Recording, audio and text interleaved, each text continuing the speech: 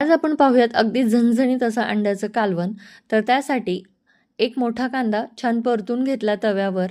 सुरुवातीला तेल न टाकताच परतायचा. त्यानंतर तेल टाकून छान काळसर रंग आला कांद्याला की तो काढून घ्यायचा. त्यानंतर 2 ते 3 चमचे खोबरं तेल टाकून छान गोल्डन असं होईपर्यंत छान असं परतून घ्यायचं आहे.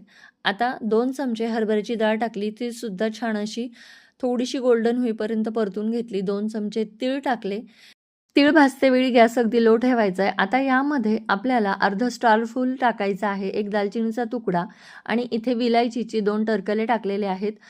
आतमधलं विलायची मी टाकलेली नाही आहे. अर्धा चमचा खसखस टाकली आणि व्यवस्थित परतून लगेच काढून घेतली. इथे बेडगी मिरची छान परतून घेतली 2 आणि तीसुद्धा यामध्ये टाकली. लसूण आणि कोथिंबीर टाकून, पाणी टाकून आपल्याला हे वाटण छान असं बारीक वाटून घ्यायचं आहे.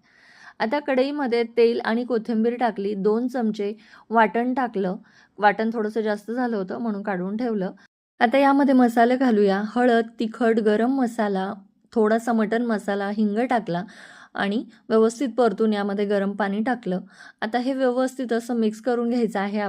त्यामध्ये उकडलेली अंडी घालायची आणि यातलं एक अंड्याचं पिवळं फोडून टाकायचं म्हणजे चव छान येते. चवीनुसार मीठ टाकायचं आणि मस्त उकळू द्यायचं आणि मग गरमागरम बाजरीच्या भाकरीबरोबर ताव मारायचा.